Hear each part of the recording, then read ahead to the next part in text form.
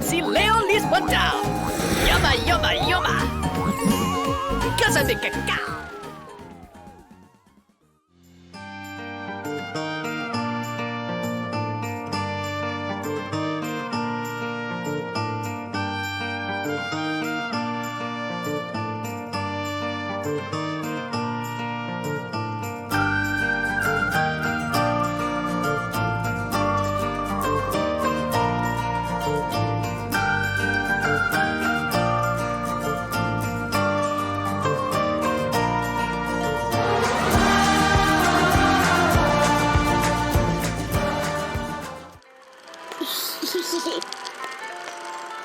Yum.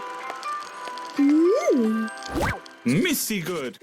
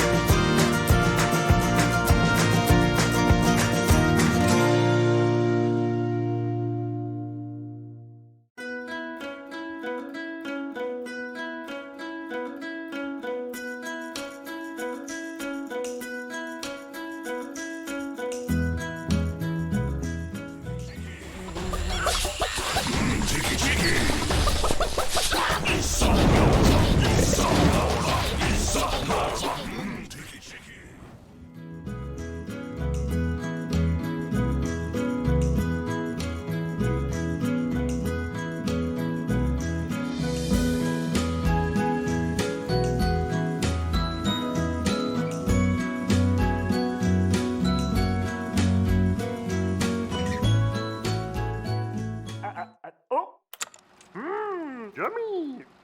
Parade! Help! Oops! Oh no! Oh, my farmer!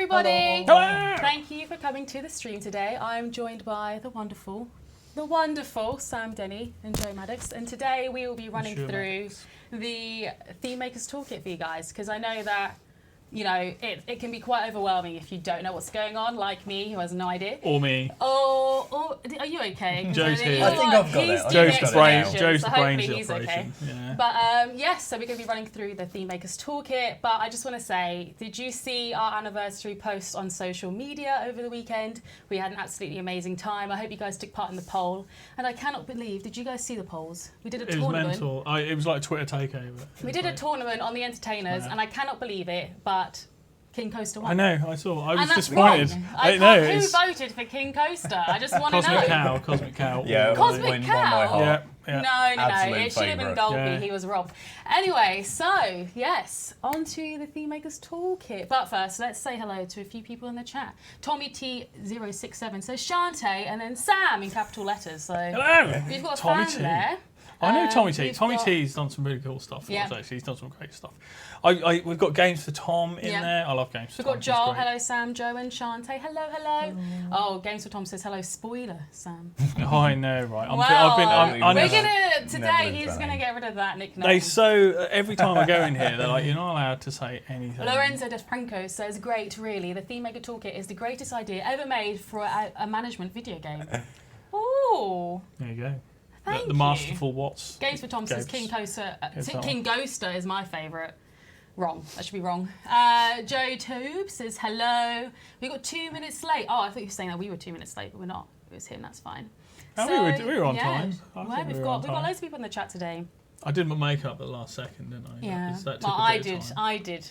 Yes, I you did my attempted. makeup. Last I second. attempted. He I was tried it, taken yeah. off me. Look, when you're But he- behind all these lights, people, He got all the rather lipstick in out, front, you and I was have getting a bit to worried. you have to be wearing some powder. You just got to Yeah. keep that matte.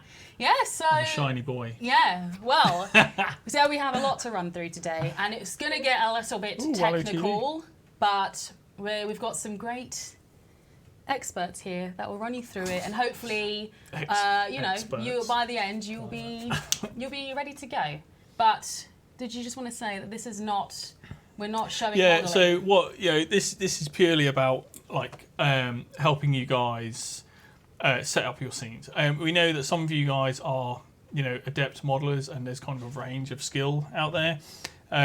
What we've done is to try and make this as lightweight and easy as possible for you to kind of work in a simplest way possible to get this out. But it's a very complicated system, even in its simplest form. But we are only here to sort of tell you how the setup actually works. We're not going to give you much in the way of modelling tips and tricks or animation, stuff like that. This is going to be mainly about, how do you set up this to work in game, and the correct way to export your stuff, and an explanation on what certain things do, basically, because there's a fair amount of complexity, because we wanted to give you a lot of flexibility. So obviously with flexibility comes complexity, because there's so many different options available to you. But there is a simple workflow, and then it gets more complicated. It's as complicated as you want to make it, really. But even for novice modelers, I think, who can use Blender, Maya and Max, this is a really good kind of entry level system, I think. And I think it's, even I could do it. Yeah. yeah. As we've seen, anything from a cube up is possible. Yeah, cube. Who saw that cube? The first Thememaker's Toolkit I know, upload yeah, was that a was- cube, and it was an amazing cube, and I'm part of the cube cult. Who did the cube? Who did the It's- cube? I can't remember who it it's, was, because it was amazing, wasn't it? It was Oh, what then? it was I think it's Milestone. down the Yes. middle. Hold on, I'm going to do. Right. Well, we're gonna find out for you, and we'll need to tell you shout. who the There we first go. upload. Millstone Millstone Barn. Milestone Barn. Oh, It was My the hero. cube. Yeah. The cube cult. We're I'm all so part of that it. was a great moment for us. That It That was. was a milestone for us. Yeah. A millstone. It's super even. exciting. But Yeah. anyway, yeah, as we said, this is not showing you how to do modelling. This is showing you how to Oh, use Lorenzo. the Thememaker's Toolkit and upload to Steam, and also how to get your creations in game. So should we jump into it now? There's so many nice people. There's here. as Ed would say, all the best people are here. All Well, we the need to best we should people. come up with our own thing for this stream. Yeah. But let's go. So let's dive straight in, and we looked at the. We've been busy looking at your things. So we were really pleased to start seeing stuff coming in already, and I know there's going to be a bit of a delay when people get into grips with the system and trying to actually make things work. But it's really great to see so many things coming up. Looking really good as well already, and it's fantastic. And we've got a few items in game that we can have a look at. But this is the place to be. So.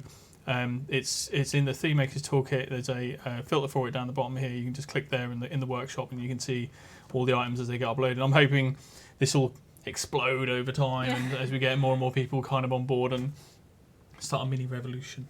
We basically, this stream is to help you guys refer back to it. It's a tutorial of sorts, and we just want you to be able to use it when you're, making blueprints for the Thememaker's Toolkit and uploading it to Steam, because we're so excited to have you share your creations. That's I think that's something that a lot of people who may not be able to create in Blender, their 3D modeling in their, they might not be able to do it straight away. It may take them a longer period of time than it takes others who may have been doing it before.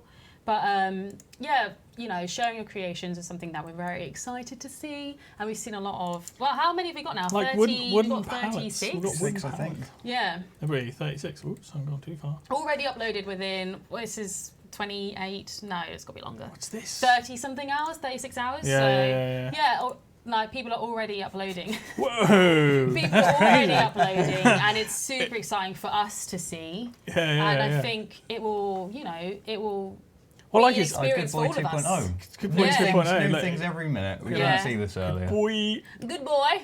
2.0. Yeah, but it's a good range of stuff as well. You've got scenery, you've got kind of realistic stuff, you've got like dogs, and all sorts of like paintbrushes. It's all about creativity, And a rock. and everyone has An awesome a It's a different. great-looking rock. Yeah, Great rock. everyone has something different to share, and we're just super excited to see it. But anyway, let's Let's get begin. in. Do you want to? Should we put down? Should we have a quick look at Yeah. the scenery pieces just to sort of in-game and sort of see where you can get them from? So you can basically access anything that you've downloaded from the Steam Workshop in here, basically, and you've already got some spoilers in there for us. Lovely. So these things are kind of custom items that people have made, and we've put in the game. So basically, I shouldn't have clicked on that. God damn it! I just subscribed to go Steam up to the top. accidentally. Tab. Yeah. That's right, I can do it. I got the skills. Right, so and these things, it's really nice to see people kind of building stuff, and you can kind of see, this is really interesting because we actually start seeing where people are having problems and issues, so we can kind of we're working towards sort of putting together some example assets and stuff like that. But it's great to see like flexi-coloured items in there, the nice sort of surface response on things, like nice shiny objects and a little bit of wear on there. So they're taking on board the sort of Planet Coaster vibe here nicely as well. So and we know we've got a few little technical bugs we're sort of working through at the moment, but we are working through them, and I think It's a learning process for us all. We'll fix them as we go along. But there are things like this as well, which are kind of authoring bugs. So, there's a flexi-color issue there, which you haven't applied all your materials correctly on all the LODs. So, again, it's things like this which we'll kind of cover, and as we go along, in the round of this whole period of building stuff, we'll kind of look at supporting and helping as much as we can. You guys, so you can create awesome stuff for us, basically. So, but should we dive into Cool.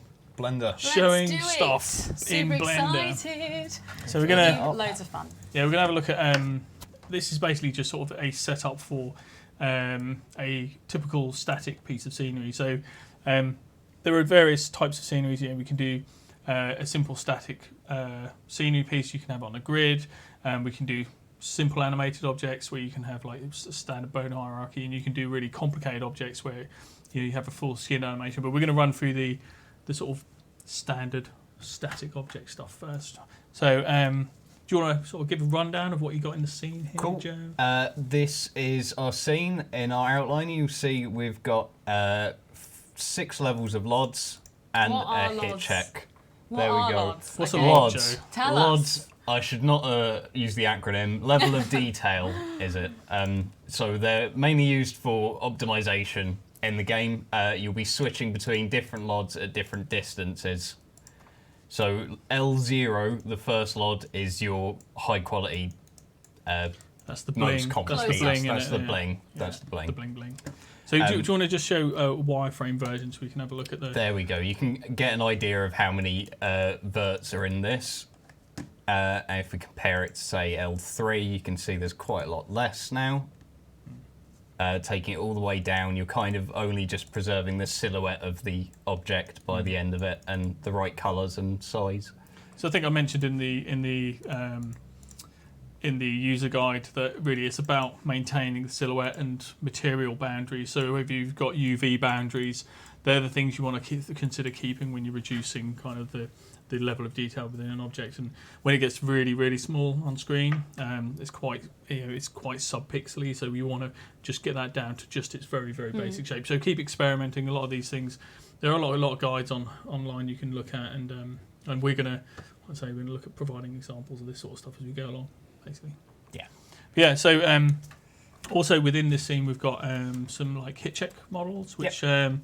So in the guide, we cover like collision or our physics basically, which we call hit check, and Joe's going to explain kind of what you can do with that. Here we go. So the hit check is used for your initial placement. It's basically the simplified size of the object. So when you are putting it down, say next to a flat ride with collisions on, it won't let you place it if it's intersecting unless it's turned off. It also affects when you're placing another object onto that first one. So if you've got a wall, you're going to want to have the box the right way around. So when you're trying to place a window on the wall, it's going to line up and appear in the right place. Cool. So we've got a simple hit check for this. If you don't have a hit check in scene, it will auto-generate one for you. It will just appear as a box like this. But you can also make more complicated hit checks. Yeah, the idea is that you kind of want to cover your object with a hit check kind of thing. So the idea is not to have it too big, so when you click near it, it selects the object accidentally. You want to have it nice and hugging to the tight to the object, but you can have multiple boxes as long as they're all called hit check 1, hit check 2, hit check 3, and so on. You can actually cover your model up to 8 hit check boxes, I think, within a scene.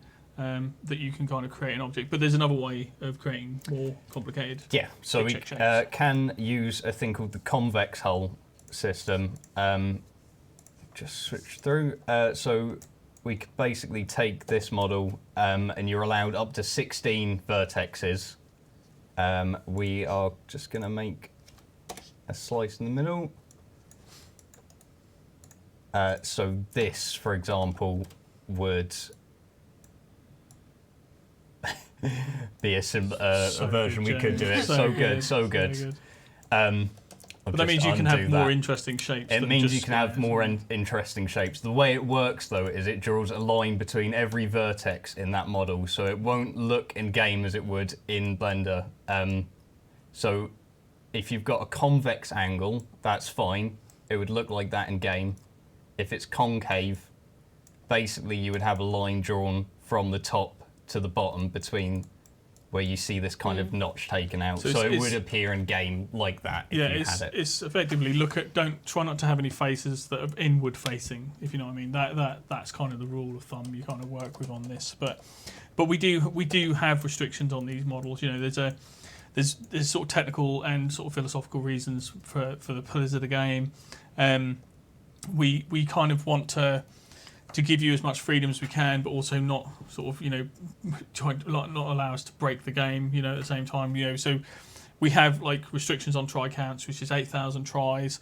You have max of 8 materials. You have a maximum scale of 8 meters cubed, and also a minimum scale of 0.5 meters in any one axis. So you can have a 8 meter long thing, but as long as it's no less than half a meter wide, then you can get that in game, basically. But this is purely to kind of there's two sides to this. One is a technical side for performance and kind of usability issues and stuff like that, and compiling issues. But also there's this kind of the philosophy of Planet Coaster, and as you've seen over the years, with all the packs we've released, everything has been broken down. We started off with big things, and then we quickly realised that they were kind of inflexible and unusable, and we found we got the best use out of things like when Sil was building the Shibio Park, was it I can't remember the name, but the big Japanese park, and he was using fences for doorknobs and crazy stuff, like thousands and thousands of pieces, and we started quickly realising we should probably do smaller, more componentized modular pieces, which it gets really, really expensive really quickly if you use the modelling in that way to build stuff. So we started just building more and more modular, and I think the approach for you guys, for a flexibility point of view for yourselves and for anyone you're sharing stuff with, you really want to kind of build in the mind that in a modular fashion. So if you build a small part of a tree and you build a tree trunk, you can build an infinite number of tree types basically, and shapes and so on, if you provide lots of smaller pieces rather than one big tree that gets placed down. And with the blueprint system and the grouping of objects, once you've built your modular set, you can then save that off, upload it, and you've still got that bigger object basically. So the community will find it more useful. You will find it more useful if you build in this modular fashion, and it also keeps the performance at a decent level. So the restrictions there for a reason, but I think they're kind of good from a philosophical and kind of pillars of the game kind of point of view. That you look at all the evolution of all the assets we've made in the past, and it's always been towards this kind of modular reusability and flexible system. So I really like it because you just see the community come up with some mad stuff, but also we do support really complex animations. We've got an 18 bone rigged skeleton you can build, so you can build quite complex animations. We've got some demonstration of that afterwards, and it's not a very restrictive system in regards to the flexibility within those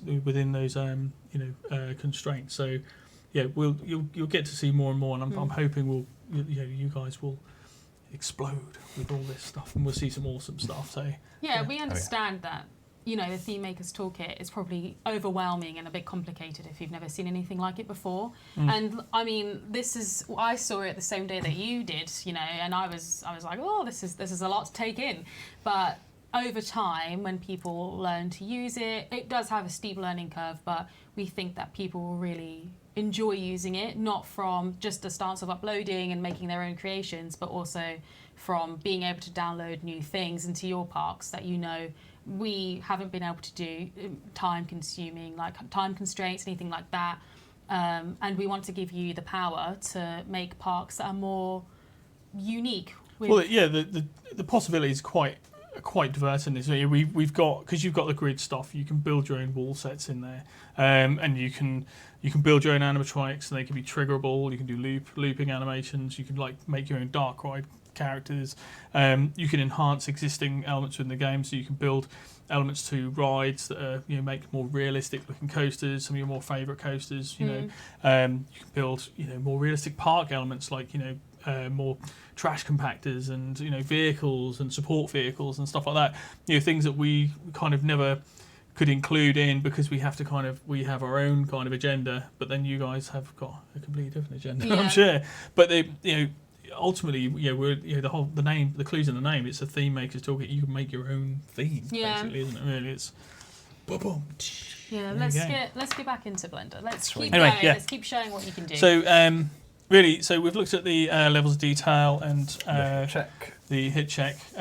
So really, we want to sort of just talk a bit about materials and how they work. The materials setup we have here. You can see the materials on the object. It's only the name that matters in game. So this name relates to the textures. We'll just open that up and have a look there. So you can see these are all our texture maps that we're going to be using. So the material name has to be the same as the texture name, basically, so and vice versa. Use exactly how it was there. See, this got me today when I was doing this mermaid. I accidentally put in Had 2 underscores. 2 underscores, that's not and right. I didn't see it. It's really hard to spot, and then it just didn't work. And I was like, "Why is this still working?" Yeah. So even I get it wrong, and I've helped develop this, so it's easily done. You can easily make mistakes, so don't be hard on yourself. And there'll be more help, like say, coming. We're gonna, we always try and support whatever we do as much as possible. So this is why we're here. What we're doing here today. Yeah. It's so late, so we're still here. We use those that material name to find these textures. They're just left in the zip. That's how it finds it. So it doesn't actually matter how the material is set up in Blender. There's multiple ways of doing it. We use a physically based rendering workflow. There'll be some equivalent of that in most 3D packages. We're using Cycles Renderer here for this. Yeah. So the idea is that you want a model which has your base color, which is your albedo, or the texture you see. Then you have a normal map and some semblance of gloss/specular map in there as well. So the text is a PNG. Yes, we this is a PNG format. I think we only support PNG actually in our compiler. So it's better to basically use PNG because it won't work otherwise. But with this, because we use like FlexiColor, which we'll come on to in a moment, you want to kind of consider how you're going to color this object, because there's only four sets of colors basically. But we'll get into that in a bit. But the workflow is very similar to what you see in any 3D package. It has, you have your normal maps, you have your base color, you have your specular, you have your gloss map, and they kind of all respond and behave roughly the same. So it should be, there's plenty of help out there, and the only thing you're exporting really is the model with its levels of detail and their names, and then the material name. So it's kind of a disconnect. There's no real need to worry about any settings in the materials in here, as long as the materials are set up themselves correctly. The textures look correct basically. So once you've got the model out, you can still mess around with the textures, and that's where the values get picked up from, because PBR workflows really rely heavily on the texture information, not any settings within the actual package. So what we should talk about is FlexiColor though, shouldn't we really, because that's a fairly complicated system, but it actually is really, really powerful. So here we go. So we have 4 different FlexiColor maps here. You can see how it basically relates to the base color. So you'd usually work just by having your base color set up and then tracing around. You can see the tail section. So this is the UV layout here. You're seeing like the collapsed object. So this is the unwrapped model. And with the base color, what you do is I tend to kind of isolate the areas, UV islands, and work out which bits I want colored to what, and I'll color them up front first. And so I'll use these as kind of like a solid block, and then all my FlexiColors will be overlaid over each other, and then I'll have so I'll kind of get an idea of what it looked like on the model before I put it in game, and then I will keep it all in the layers in Photoshop, or you can use GIMP or something like that, or whatever package you use, and then that way you can then preview your stuff outside of the game, if you know what I mean, so you don't have to sort of wait for the upload and stuff like that. And then the best way is to kind of combine your FlexiColors in a layered fashion, isn't it? Because the first layer, L0, F1. Sorry. There you go. So will be overwritten by any higher numbers, basically. So you can see here we've got a gradient section, and the gradient is on the higher numbered level, so it overlays and overwrites the color on the first channel. You do get a nice soft blend as well. So it's like everything stacks on top of each other, if you know what I mean. So it's actually a really, really really nice way of kind of working, because it kind of allows a bit more flexibility to add gradients and kind of interesting patterns and colors and stuff like that. And you can see I've even cut out her little eyes and stuff like that as well. So, but if you look at the base color, there's a kind of, to make FlexiColor work well, you really want just a very off-white, slightly grey base colour. If you put any colour information in it, it tends to bleed through to the FlexiColor and causes muddiness and stuff like that. It's okay to put a bit of lighting information in there, a little bit of textural detail, or a little bit of rubbing and wear, just to back up the other values in there, but try not to go overboard. Keep it really subtle. But you can see here there's a combination of like a real coloured texture and then these kind of grey areas. So you can see I've isolated some areas to be flexicolour and then some areas to not be. So you can. This is the system is quite flexible. You can completely have it just one flexicolour, 2 flexicolours, or the whole thing flexicolour in 4 different ways. So it's up to you really. Yeah. Have a play. Yeah, that's just. Oh, I'm excited for you to see. It's good, isn't it? Yeah. So let's show them. yeah. So when it comes to, I think once you've got all those things together, you've got your materials that you can see. So if you go to the user guide, you can actually see all the different material combinations in there that actually make up the material types, and the materials are worked out by what textures you output. So you can just go to if you go to the authoring guide on the Thememaker's Toolkit website, the user guide, it actually lists out all the different materials you need and what texture combinations you need to make them. But again, we're going to support that more in the future, very soon. But we also need to. I think we've covered everything in there. Yeah. But now we need to export it. Yeah. Ooh. Cool. How do we do that, Joe? There we go. So I'll have a quick check over everything you've seen, make sure it's right first. We want to make sure all rotation on any model is applied, it's all at 0. Yeah, so that's the one thing I've noticed is on the uploads we've seen that whenever you move the camera away, the LOD positions, the models are shifting all over the place, and that's because everything is always from the world origin, not the object origin, the world origin. So move everything to the origin of the world, and that's where the export the model origin will be when it goes into game. So if you move anything else, it might be a cool effect. You might want things to creep in and out, when you move away. Make some spooky stuff. Yeah, make some spooky stuff. So we've just got it, the origin, the ground plane is essentially where it would come in on the floor. All the LODs are on top of each other. All of the names are right. Underscore L0 up to 5. And hit check underscore and then whatever number you need. Yeah. Speaking, just before we do go here, one thing I did forget to mention: you don't have to make a hit check model. You can not do that at all. We support automatically generated materials, hit check volumes as well, so physics volumes. Whenever you, the idea of being able to give you the option to do both is that you can have a smaller hit check or a larger hit check depending on what model you're doing. Especially with animated objects that move from side to side, you might want more of a selectable area or less, depending on what you're doing. But you could just export with no hit check. You definitely have to have LOD values, and you really should try and remove the level of detail because it would make it run more efficiently on people's machines. But you don't have to have a hit check in there if you don't want to mess around with that. So it will automatically generate one on the fly. So yeah. Cool. Yeah. Right. Export. So we're going to go to export as FBX. We should just be able to export with all the default settings.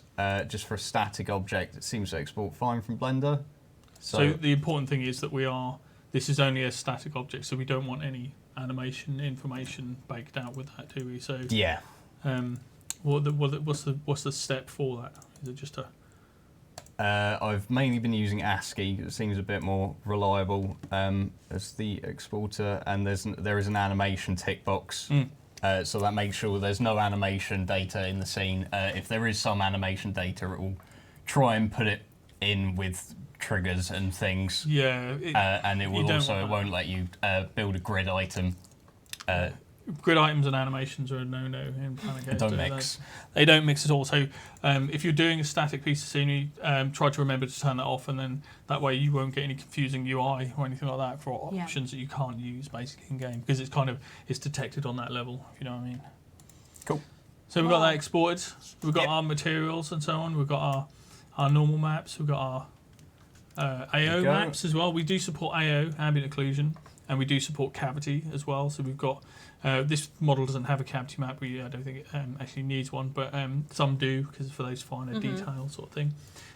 But we've got our icon file. So the icon you can see is coloured. So I generated that from the masks when I coloured them up to sort of get an idea of like what it should look like. So when this appears in game, that's what I want people to see, and when I place it down, that's the final look for the piece, if you know what I mean. So, and I put it on a transparent background because it's on a transparent PNG because you can load it in and it'll fit in with the rest of the scenery. So I'd encourage you to make nice icons, cut them out, make them little transparent PNGs, and that'll look great, basically. Yeah. Cool. So we take all of that good stuff and we put it into a zip. Send to zip folder, give it a sensible name, just mermaid_statue, it's fine.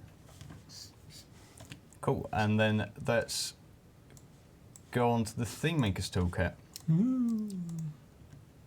Okay, and here's one we made earlier. Hey! Oh, what a surprise. Yeah, you can see it's got a nice preview in there as well. Wow. Yep, we've got different revisions we've uploaded, so you can view details of all your previous ones. You can leave yourself little notes. May have added in LODs or tweak the textures since. I think when you add, that's one thing I would encourage is test your stuff before you upload it to Steam or before you kind of finally commit it. Do a run through. Don't do all your LODs first, and don't do all your flexi colors first. Get your base color and your base model looking good. When you're happy with that, then start looking at the flexi color maps. Get those right. Then, when you're happy with that, then LOD it. Basically, chuck it in. You can basically duplicate the LODs all the way through to be all the same until you're happy with it. So you don't always have to reduce the poly count just to get it built. But I would definitely, you definitely should do when you do the final product. But for speed point of view, it would be quicker to kind of just upload a revision without having to go through the pain of reloading everything. Because whenever you change anything, you obviously have to reload everything, and it's a real pain. But we kind of do, we just set up our exports as like high res all the way through. Once we're happy, then we load it, then we release it into the world, basically. So because there's a certain amount of iterations, but we've got this whole revision sort of system here, haven't we? So we can just add notes on here, and this is a brand new one, isn't it? Is this one we've just done? So what's the deal, Joe? Cool. So we've got all these kind of different fields we can fill in. And, yep, if we go from the top, we've got the name, mermaid statue, we're going to call it. That's what it's going to appear like in game, isn't it? That is going to come up in game. You'll get the description come up as well in the menus. So you want to put something nice and helpful for people there. You need to make sure all this stuff is good and going to make people want to use your icon, your item. Yeah. If you give it if you present it well, then people are more likely to use it, because it's always good to kind of back these up with good descriptions and good values and that. Because if you put something down with like a running cost that's not animated, it might there's no need for a non-animated object to have a running cost, basically. But compare your prices to stuff that already exists in game as well. So again, it's nice and within the world of Planet Coaster. So, yeah. Cool. So we can drag and drop our zip file with all the important data in there. You can choose preview image as well. Put the same one in, see how it's done. Revision notes. No. Oh yeah, you got scenery category. Want to make sure people can find it where they want to. Probably a statue, probably pretty piratey. Simple scenery, so it's free placement rather than working on the grid like a wall set piece. A grid turns it into a building, basically. So price would probably look at something else in game similar, try and match it up. Running cost probably doesn't cost anything to run a mermaid. Well, it just sits there, doesn't it, really, unless you want to clean it. And the sound type, definitely made of stone. That will be the little noise you get when you put it down originally. Chunk. What's the metal sound? Bang! Plastic. Plastic sound. Boink. Find out. Oh, yeah. And size, so that will just modify the sound you get. Sort of a reverb. These are all our flex color defaults at last. So there is a problem with this at the moment, I know, with our current build, where sometimes the flex colors are coming through initially the wrong color. When you put it down, you just got to reset the colors and it'll work. But I think we're working on a fix for that. Yeah, I think that's coming. Yeah. So we are where we are. I just want to say, I know that we're half an hour in, and it may feel very, very confusing to be watching this and just have no idea what's going on, but I just want to share that we do have a dedicated section on the Planet Coaster forums.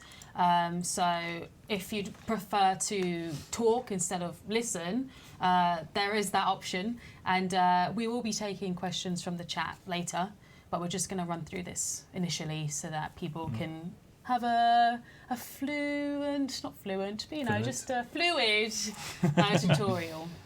Cool. Also, like questions like where do I put the model to determine where it places on the grid? From Vampiro, because I know Vampironi is going to be really big on this. So all these sort of things, all these questions are really good, and just keep asking, and we'll support and we'll update the documentation as we go.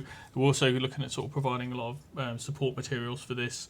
The thing is, until it's out there and used by a lot of people, and we kind of have been building this for a while and kind of worked out, and it's really hard to kind of detach ourselves from this, from doing this for like years and years to doing it for someone who's never done it and doesn't work with the engine every day and isn't in games development. So we want your questions, we want your answers, we want the out in the wild kind of response, and let us know how we can make this better for you guys, make it easier. And make it more flexible, because obviously, there might be frustrations that we can just ease your pain very, very quickly with a very short answer or a quick mock-up of something.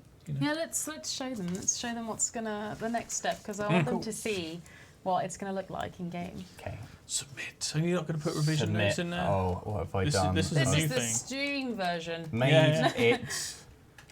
Oh, look, it's Joe's typing with how many people? I've got my Hundreds mouse, of people watching. I've got my mouse over the keyboard. My apologies. Better. Made it better. Oh, there's little icons on there that tell you, if you hover over them, it'll tell you descriptions of what those boxes mean as well. Yeah, so just to let you know, if we don't get around to answering your question today, feel free to ask it on social media, especially our dedicated forum section, but we are active on Reddit as well, and we will get around to answering. Just so you know, There's we will. geekisms in the chat as well. Yeah, we will answer your questions. Yep. So this obviously you get a queue. This is where the magic happens behind the scenes. I think we had a question about why we can't have a local build compiler. Well, the reason is because we are constantly updating this thing. It's being it's been updated and as recently as today, basically. So, and we're constantly changing and looking at improving, and it's got to be fluid. We've got to be dynamic, and it's not just this side. There's the game side as well. So we have to kind of keep it all in-house and on servers, basically, because we can't release it into our, because there'll be compatibility issues, and we've got to try and keep this as fluid as possible. So hence the web server, and I think it works well. It's not a very long wait. We're looking at an average of 15, 20 minutes, depending on the complexity of the object. So it's not too bad really, because you can go off and carry on doing your stuff, and it's all right. Yeah. In this day and age, it's nice to sort of sit back and chill for a time, isn't it? Really. Yeah, it's good. Everything instant. You don't want instant. Yeah. Why would you want that? Are we gonna go into the game? Yep. We'll just show how if we had downloaded that. I did make one earlier. We'll say. There's a couple of things in there, Jim. There's a couple of things in there. I see that. Sneaking things. So we'll copy that over into our. So where have you taken it? Where have you show you exactly where we are there? Where have you so in taken your that documents, you will find a Frontier Developments folder. It's quite easy for us to find here with one folder there. There will be a Planet Coaster inside and TMT, Thememaker's Toolkit. It's the same place you put your billboard images and stuff like that, but just a level up basically. And it comes from wherever your downloads go, wherever your browser points to. That's where your PC UGC files will go. So copy them straight into that TMT folder in your Documents, Frontier Developments, Planet Coaster TMT file. Yeah, I'm so excited. Ooh. Cool. This is the great thing about this. Is it injects. Now I know we've got stuff in there already, but if you refresh it, suddenly less stuff. Yeah, suddenly less stuff because we've taken these things out. But basically, you can keep the game running, make changes, download new things, get things from the workshop, and then refresh this, and it comes back. So the Toolkit tab is live, and you can constantly keep going in. Oh, this is the fingers crossed bit. Let's see if it works. There we go. Oh my god, there it is. It works, and you can see all the FlexiColor settings have all come through. Fuel. That worked. Woo! Yeah. Good. It That was tough going, but we got there. Eh? But again, it's like, this is. I know this asset exists in game already, but we've repurposed it and rebuilt it for particularly just for this, so we can demonstrate how it works basically. And this never was a FlexiColor item, and it was it was really quick to turn this around and make it really nice. But you can see I've changed like the gloss levels on it, so you can see the skin is quite matte and the tail is quite shiny. It's the rock is the base color, so that's not flexy, but the other elements are the shells and the starfish are all part of the flexi color system. So it's really nice, and it's kind of it's a really nice moment getting that working and saying, like, outside of our regular pipeline, which is way more convoluted than this. You guys think you've got it easy, like hard. You should see how hard it is just for our side, because we've got far more tighter restrictions on things, and how it ties into the rest of the game, and the overlay databases, the databases, and text documents. Because you think we've got thousands of items in this game, and we have to stream all those in, and it's very dynamic, and we've got a lot of restrictions.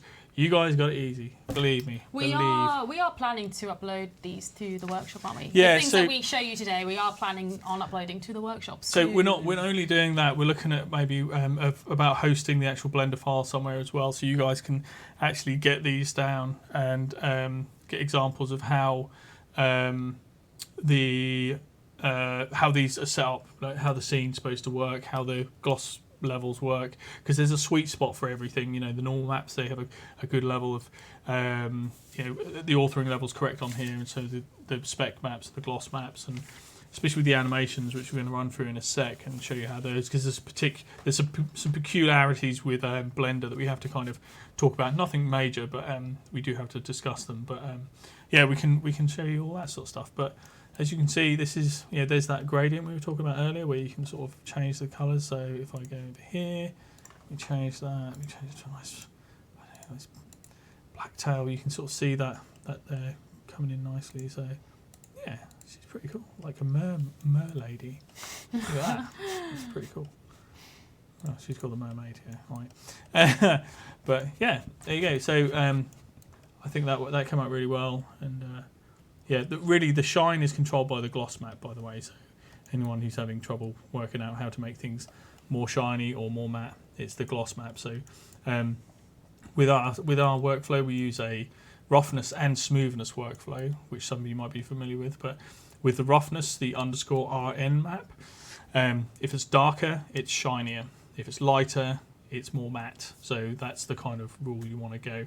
If you want to do the specular, you can add a specular workflow, and you can actually control the amount of specular response on there. So this kind of shiny spot, you can actually remove or tone down how bright that is. So it's the brightness of it, basically. So one is the shine, for the gloss is the shine levels, and the specular is the brightness of that shine. So it's what we have to do with as artists. Artists, you're all artists now. If you're watching this, you probably will be. If you aren't already, you will be an artist soon. So it's important stuff to kind of work out, and it's stuff you kind of fumble through when you first start learning this stuff. But once you get to grips with it, it's really powerful tech, and it can produce some really amazing results. So yeah, I hope you guys enjoy it, because it's really good. But we should. Really, she's lovely. Yeah. She's going to be set back to normal. She's lovely. Oh, you're my mermaid. Anyway, so where are we? I do want to talk about materials a little bit, actually, because we do have a few different types of materials that we do support. Again, we're looking at getting these examples together. So because we have a metalness workflow, that means we can do metallic objects. So if we look at actually, because it's the same workflow we use for all our scenery pieces, really. So if we type in something like actually, I can just go for my filters and go for prop type. No, prop type, maybe property. Oh. No, maybe not that. Oh, I'll have to dig through. Oh, I know what. Okay, so things like this. This is a good one, because you can see this is where the metalness kind of kicks in. So you've got this The specular colour is the same colour as the metal underneath, and that's kind of how metal works. It kind of reflects back its underlying colour, but it's also highly reflective and much more shinier than the normal stuff. So you've got a metal on this surface and a painted surface next to it, basically. So it gives you a nice sort of awesome finish. And we also have you guys can create emissive surfaces as well, so you can do these kind of effects as well. You can't do the lighting effects, but what you can do is you can actually use a combination of the in-game lights we have anyway to create your own lighting effects and stuff like that. So I often use these things and sort of hide them inside things and stuff like that. So if we go to align to surface, so if I wanted a light on the front of that, I just hide that in there and then create a little light basically, and to back up the emissive, because you don't often have to back up the emissive. It kind of works pretty well on its own. But there is a combination of materials that you can use to generate this, and that's all within the if we go to the authoring guide here, the user guide, this is very detailed explanation, but it talks about all the different material types. Hopefully once we finish this stream, you'll get a better understanding of how this all works and what combinations of things kind of make this all come together, if you know what I mean. But down the bottom here, we have a list of all the different material types. At the very bottom, we have kind of how they're combined. It's quite a detailed list, but this is like an example here of basically a standard material, and then when you want to have like translucent versus transparent. So translucent is kind of semi-opaque, transparent is hard, like if you want to wire fences and stuff like that, that's good. But translucent we do for kind of soft transparency things like soft fuzzy hedges and stuff, or furry things. We also have a glass material as well, which we've given to you guys, and that has a certain setup that you need to have in the. It's just mainly the material name and the texture names. It's all to do with the naming convention, so it's pretty straightforward, and in that way you can actually create your own glass, just like it is in game. So yeah, so. Like I say, it's pretty powerful. I know I keep clicking now, clicking. I keep thinking it swaps, but it doesn't. So it's like I say, we've given you as much as we can in terms of the varying types of materials and configurations and stuff. Hence why it does feel a bit heavy. But there is, like I say, the examples and people out there doing them already. Hopefully the community will come together and rally. And they've started doing that on the they have. Already. Yeah. So help each other, and I think it will be absolutely great. And should we show them the let's run through the animated stuff. Side. Cool. Yeah, let's have a look at that, because this gets a little bit complicated, but I think it's important because we do it. Okay, let's open our other scene. We're going to have a look at the iron piston. Woohoo! Iron piston. There we go. Let's make That's what we ourselves call a bit more. There we are, and we can see it is animated. There you go. There we go. Oh, with animated stuff, try to make sure they always loop. This is sort of seamless. You can see here the time frames going from start to finish, and it's nice and seamless. And it kind of, that's how all our animations in Planner goes to work. We never snap anything back and forth. Maybe not. Well, not always.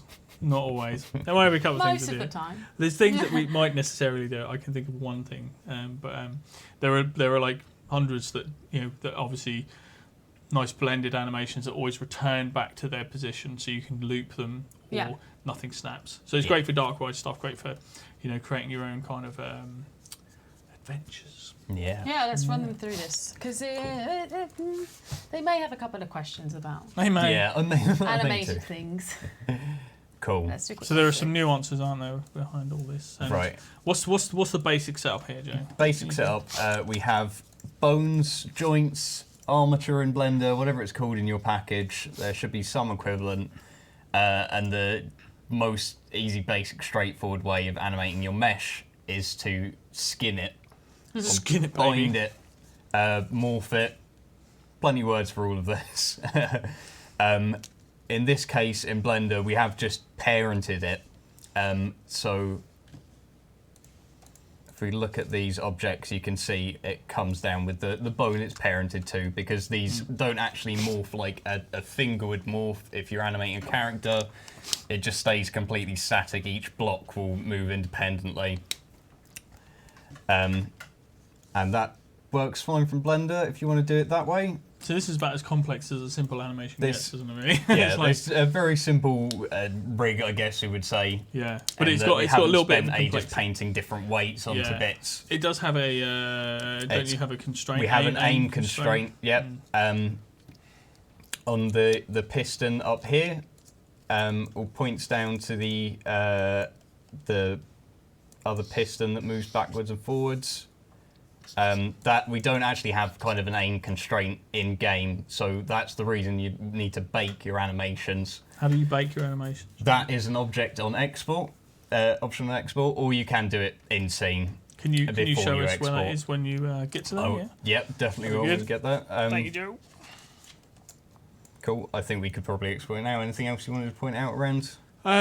Really, with animated stuff, again, it's like remember your hit check volumes, how objects can travel from one place to another, and we've had with our spooky scenery, we had things that were moving quite long distances, and so you might want to consider your hit check within that. Doing some custom hit checks a little bit bigger. Yeah, it's selection volume as well. So if it's just popping outside for a second, you probably don't want to cover that with a hit check. Yeah. I think just get in the way. If you do custom hit check, which I always tend to like, keep it in close. If it's an unusual shaped surface like this, just kind of give other people a bit more flexibility to push it into things straight away, rather than kind of being overly zealous and covering every inch of it. Give them a bit of wiggle room and think about how it'd be placed and interact with other pieces of scenery. Well, let's show them the export process. Cool. Yeah. Yep. I've done something to my scene and I've got a piston. We'll just ignore that. Yeah. This is all working correctly. Yes. Take screenshots. So you can model it whichever way up you like, but just make sure when it comes to export, you've got it lie correctly to compensate for Blender's weird orientation thing. If it's not being exported with the different up, it does mean that the rotations will come in a bit weirdly. Mm-hmm. Yeah. You have things floating about. And also make sure you've applied your rotations if you have rotated it, so that this is all at 0. If it's got 90 degrees on it. What is this? That is the rotation box. Yeah, rotation box. You'd go in and apply the rotations, make sure it's all 0. Okay. Cool. So in Maya and Max, the equivalent is kind of like resetting, freezing the transforms, deleting your history. In Max, it'll be collapsing your stack. Yeah, modifiers and blenders. Yeah, but you have to keep your rig stack as part of the stack, but just collapse everything. It's all covered in the guide anyway. There's platform-specific export settings, but just make sure that if your object's acting strange when it comes in, just check you've got no history or weirdness sort of left. Yeah, clean scene, just what you need, just skins, mesh, bone. Yeah. Because what's the equivalent in Blender to history? Modifiers, I think, is probably the closest kind of thing. So that will probably cause you issues if you try and export stuff with modifiers still on them. If you find you're getting issues, that will probably be the first port of call. Really. Yeah, so. check your rotation scale. Yeah, scale's really important. Definitely, if you build stuff, apply your scale. Build a cube to the rough sizes. Do a numerical typing of that cube, so you understand roughly what sort of sizes you work with. It's very easy to model really, really big or really, really small and not realise until afterwards. So yeah. Cool. So we're going to go for the ASCII export again and try the trick with the Y forward. And it should come in facing upright in game. So let's export that. And let's go to the right folder. Cool. Same process. We've got 2 materials on this one for the logo, and we are using an opacity map to cut it out, so that will be a clip material, this one. This is kind of like how you set up a decal, basically, so it's kind of like overlaid over the top. It's close enough so it kind of looks like it's part of it, but not too close so it kind of fights with the geometry underneath, and we do that on a lot of things. So if you've got a large sort of repeating, tiling textures are great in this. You know, you should always look at tiling as much as you can. But You got to press them. Oh no, it's fine. I was going to say press back on the third tab because you use that one to click out. But a great way of breaking up the surface is having a big tiling surface and then putting decals of small emblems or badges or panels over the top of that kind of break up that surface. You know, it's pretty good. Yep. We do it with bolts a lot and lights, emissive lights. Lights and bolts. Cool. So we'll drag that zip in, all materials, icon, and the FBX. This is our iron piston. Iron piston. Yeah. Iron piston. Goes around. I'm going to get that Bring it t-shirt. around the town. Okay, and we're going to put our preview image up. Just taking that from Blender, just a quick screen cap there. Oh yeah, a quick way of doing that is using the snipping tool. If you type Windows, press the Windows key and type in snip, you get that. There we and go. Great. And you Doesn't can just, take a second. Yep, you can just copy and paste. So you just do that, drag it over the top. Quick way of getting a preview image there. It's very quick. Cool. Right, and category. Animatronic. Animatronic, yeah. Must be animatronic. Westerny, I'd say. Yeah, it's pretty western. Yeah, it's Alright. a bit Soon as you type- steampunky kind of thing. Must be simple. Do not go grid with. Yeah, with it's it will not animated. work. It will not work. It will just not work. Cost? I don't know, £5. It's cheap. Sure. It's Yeah, minimal. sheep's chips. But it has got running costs. So Running let's say costs. a £1 a day. Yeah. Why not? Blanco £1. Cool. Here you go. Small metal. Small. Sounds good. It's, Yeah, it's small, more of a medium. medium. Yeah. I think it's a medium. First Cool. colours. And Make it all nice. black. Make it all black. Come on. all black. We're all metal here. We'll only use 2 maps on that anyway. Oh yeah, because Doesn't really the other colours get ignored because there's only 2 flexi colours in it. But there you go, uploading. Off we go. There we But, go. Like That's all good. good Blue Peter presenters, we have. Here's one we There's one made earlier. Yay. I love that little Cool. line. That's kind of iconic. There is, yeah. Yeah. That would be a great superpower, just to, whenever you need anything, Here's just one say I the made magic words. Here's one I made earlier. Yeah. Just appears. Here's my previous life I made earlier Cool. with no mistakes. Let's refresh that. Here we go. Here is our iron piston. Oh, look at that. Woohoo! See that come in like that, just like that, Joe. Just like that. Nice. Magic. Amazing. Oh, it's actually working as well. It's don't sound too surprised. Why am I surprised? Good job, Joe. That was great. Cool. All our flex colors working. That's all great. Oh, that's quite nice. I like that. Check our hit check is all in the right kind of place. Yeah. It's good, and it's selectable where we want And it it's to be orientated in the selectable. right place as well, so Yeah. it's kind of flat on the Out ground. the other way up from how we had it in Blender. So Y facing. Ooh, zoom Y in into Blender. that decal there. You can see that's Yeah, like you can overlaid see you over the get a top. little- So that's the little transparent thing. Zoom right in, zoom right in. You can Oh, look at that. see magic. So that's like just a Yeah, poly this is- over a poly. We use over a poly. opacity, and you get a nice clean cut on it. If you use the alpha, it will kind of blur at the edge and look a bit Yeah, weird. so If there's- you want a decal, you really Yeah, need to there's use those. OP and AL. So OP is opacity. That's the clip one, which is this. Gives you a nice Yeah, clean nice edge. clean. The AL does you a softer edge, but it's kind of good for like foliage and things like that. But it's quite expensive, so be sparing. Be sparing. But yeah, we are told not to look at these. I know. I told you not to hold them up. Well, Just there shuffling.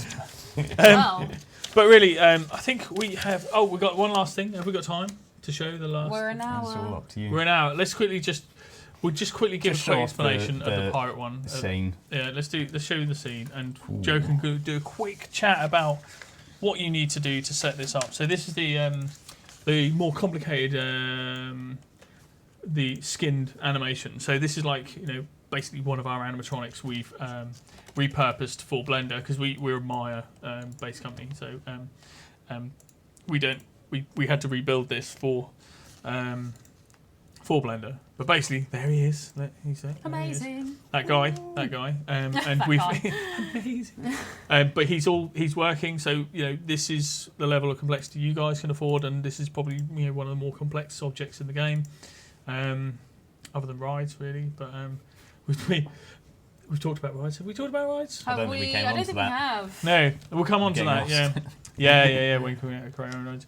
Well, yeah, creating your own rides. That's an interesting one. Let's get this out of the way, and then we'll address that. The elephant in the room.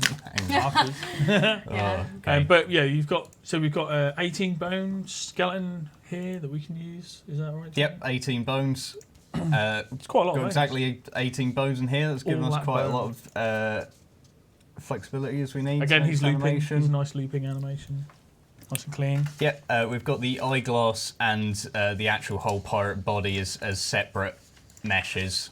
You don't need to have it all as one continuous mesh together. Found separately. As long as they've all got the right LOD names, it all gets collated into one object when it comes out. Let's see, we've got the... So again, this will be something we'll try and look at hosting. You guys will have these at some point soon, hopefully. Yeah. Working out the details, talking to the lawyers. Yeah. All that. Cool, yeah, so this is the more traditionally skinned object. So it has, as you can see, different weights painted in different bones and stuff. There are certain we don't rules. have time to go into all of there are that. certain rules for this, but the export process is pretty much the same as the last one you saw. So it's animated, not grid, and put a running cost on it, give it a good description, usual stuff, make sure it loops. But you do have skinned skeletal animations that you can set up. So you can make a snake if you want. It doesn't have to be a human. Make a snake or a worm or a spider. Let's do a spider. Or a spider or a Goldfish. cocktail. Maybe just a cocktail glass that has a dancing jelly bean in it. Oh, There you go. interesting. Hey, yeah. Wow, should There we? Well, let's have a look at quickly. Do you want to put it in? Oh yeah, go on, Jake. Yeah, sorry. While I he's got doing the this, control should we freak. address rides? Yes, so a lot of people, a lot of people have been asking about rides. Simple answer is it is way too complicated. It's taken us months and months and months and months to get here. This has been in the pipeline for yonks. We cannot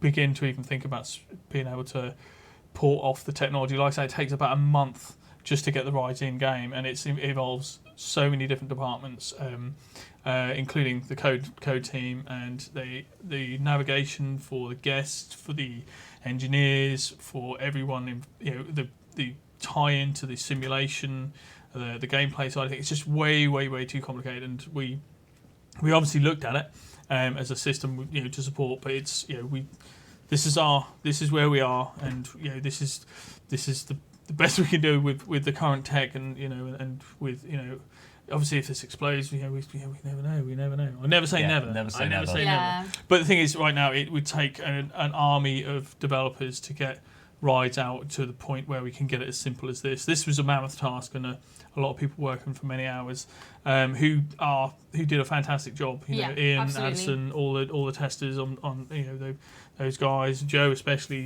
did so much work on this, and and all so many people involved. I can't mention Ollie as well. His team's been great, but it's too much really. It's too much complexity to deal with. But the thing is, what we have given you is a lot of tools to kind of to build some amazing stuff and tell your own stories within your game. Absolutely. And we always never stop working on Planet Coaster. How long have we been doing this? Have we ever let you guys down? Have we ever let you down? Well, we celebrated our 2-year anniversary. I know, so 2 years. How many games still releasing content after 2 years? And this is a big update. Not many. Oh yeah. Not many. Yeah, and certainly because it's like there's such a really good active community. People who there's a thirst for for new stuff, and always kind of there's a passion in the community for this game, and there's still loads of people playing it, and still new people coming to us and finding Planet Coaster for the first time, and it's great for us. This is, for me, it's always been. I thought you were about to start crying. It's just been a long journey, guys. It has. No, it's like 2 years. It's a really long time to work on a game, but not get bored of it. And it's the longest I've ever worked on a game that's been out there and been released. This is actually my nearly 5th year on this game, because obviously we spent a couple of years developing it as well. But it's always it's so good to do a job that you actually love and adore, and the people you work with are amazing, and everyone's so invested, and the community is so invested that that everyone kind of just always wants to give more and more, and we always give more internally, and because the community kind of gives us so much. So and it's including you guys, the guys who promote it and connect with us, who represent us, and who are actually part of us, really. Everyone's in it all together, and it's all one big kind of world, which I love to bits. The passion shines through. Through the game from the dev team. Yeah, absolutely. Yeah. And it just never ends for me. And I hope it never ends, because this is the first game I worked on. I hope it's the last. It could go for another 50 years. Exactly. Yeah. It's great. I have people on my team who say, can we keep on Planet Coaster? Because I love this game. I really, every day. And the is community brilliant. does too. Yeah, they do. Yeah. Let's answer some of the questions. It's a happy place, isn't it? Let's answer some of the questions. Okay. So, I've got a couple prepared. I don't know about you. I've got some answers prepared. But have you got some answers prepared? Because I've got a couple of questions prepared. Why is Sam so awesome? I didn't get that one. I didn't have that question. Anyway, so we had a couple of questions on Reddit that I pulled earlier. So the Greasy Moose on Reddit, I don't know if they're in the chat, asked, what's the reason for the long conversion times at the Thememaker's Toolkit website? Basically, so we use a cloud-based server system, and there is a fairly lengthy process of compiling and repurposing all the materials and textures, basically. So we take the XPX, we pull it to bits, we find out what's inside, and then we rebuild as a game asset. But then we have to take our textures and then repage them, so your materials become atlased, and we combine channels and stuff in there. So there's a lot of stuff going on behind the scenes.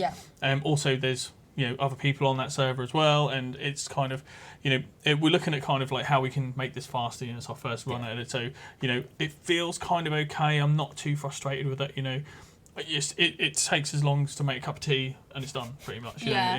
In for me, so it's kind of like it's not too bad in my opinion, but like I say, we are looking to make it faster. But there are the security issues. We've got to make sure it's nice and secure on that site as well. So there's lots of pre-checks, lots of compiler checks and stuff like that. It's a very, very complicated system. Well, yeah. Bottom line, really, is a lot of stuff going on that you don't see, and it's got to also travel over a little bit of wire. Miles and miles. Well, by magic. Yeah. Dadus on Reddit asked, I see there is animative material, so are we able to make lamps? Because I believe we were told we couldn't. And we have addressed this, but let's talk a bit more about it. Briefly gone over it. So if you've got an emissive texture, it will appear lit, it will glow. That's separate from the physical lighting which you'd get on one of our lamp. This is an emissive texture. Yeah, here we go, as an example. This is a good one. Set lighting PM. Yeah. There you go. So that's an emissive texture there. There's no actual light on this, so you still get a bit of a glow from the bloom around it. Yeah.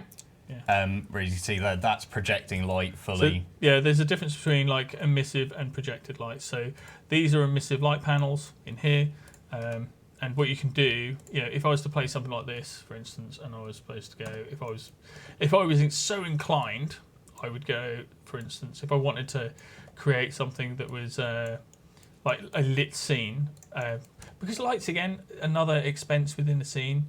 But what you can do again, you can just bury the lights inside the model. Oh, have a little cheeky poking out a bit there. But if you wanted to do that, you can also do that and just hide it inside the model. And there you go, you got that kind of effect without having to kind of worry about it. The lights, obviously, because they're colorable, you can trigger them, you can animate them, all sorts of things. So the flexibility's there.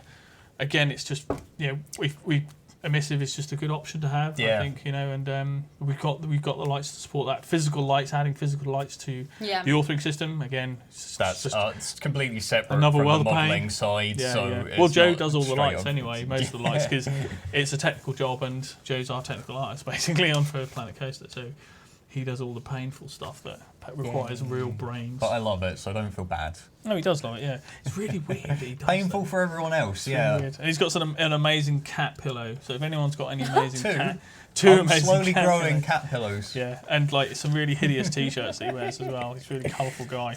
Well, we have another question. on then. Frybite on Reddit asked, can multiple custom objects be grouped together in blueprints or Ah, single yeah. groups? So, right, you'll have to follow me with this one because this is a fairly complicated-ish one.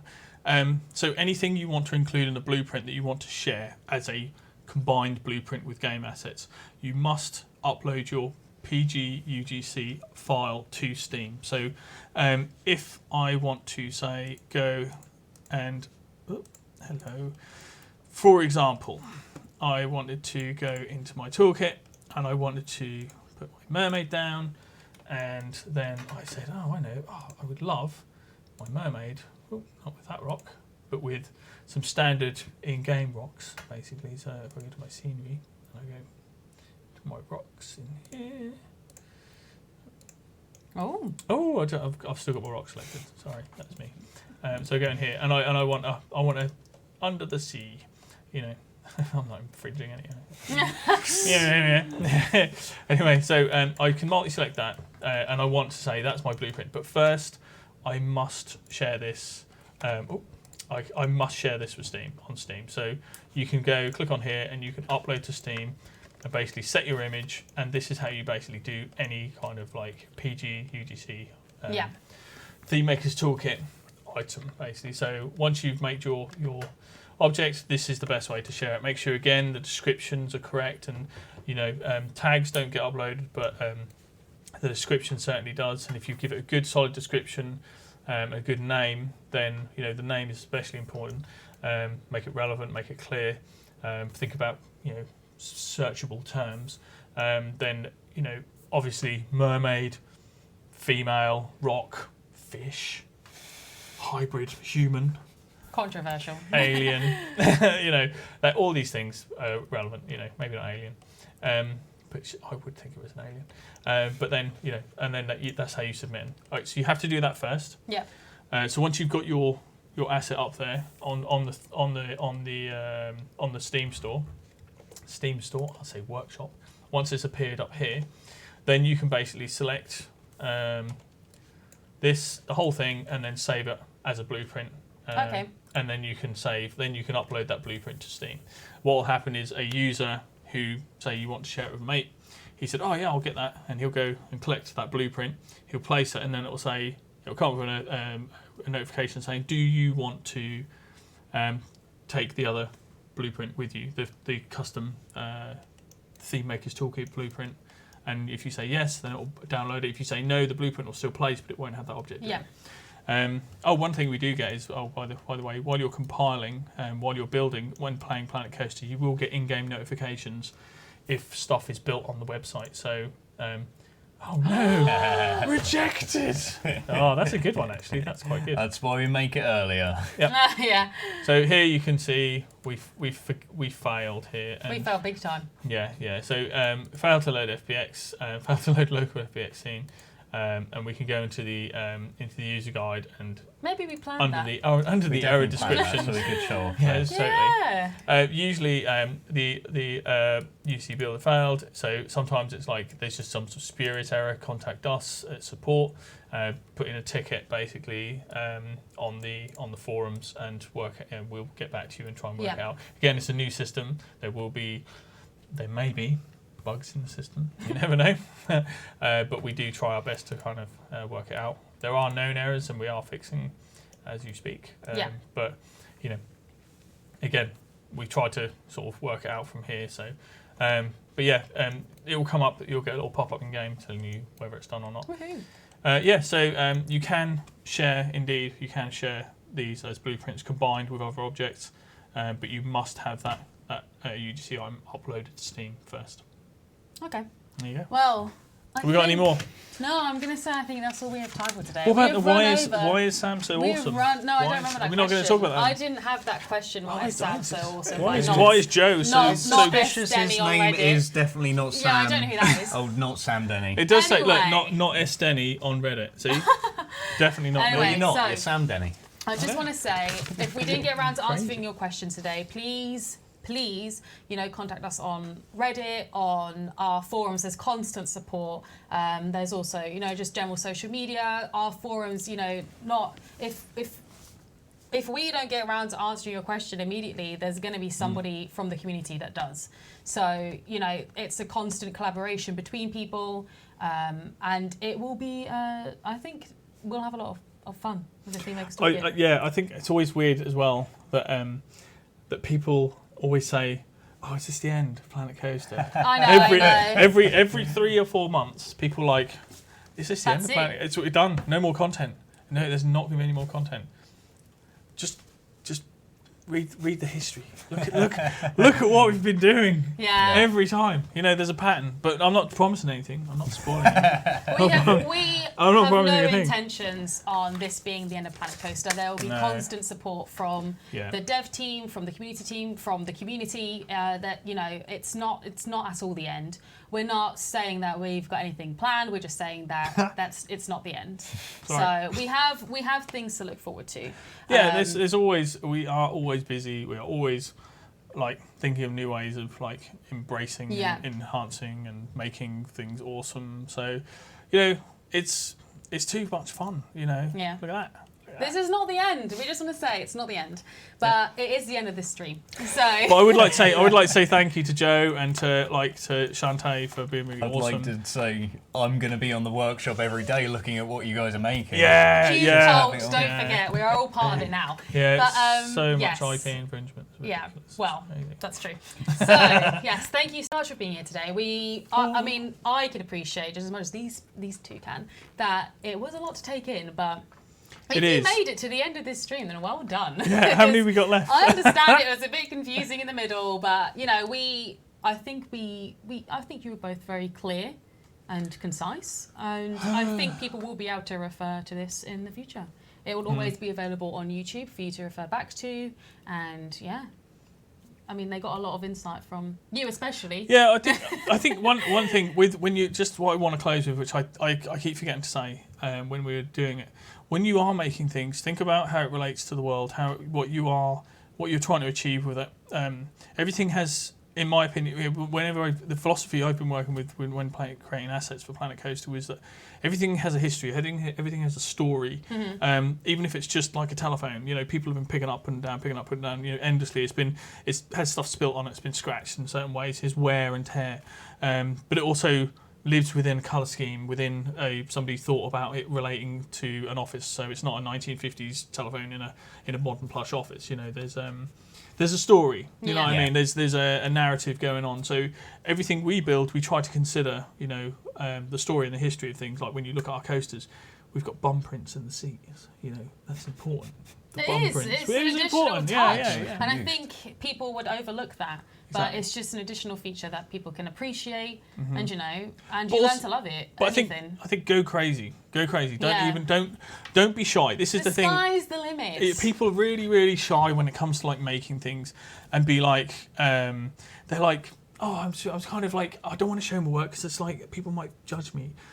Won't worry about it. Just get it out there because somebody will love it. And, you know, it's Joe's made some really weird stuff. Oh, so really weird, really I'm weird. a technical artist, not artist. One day we will show you the goat-faced child.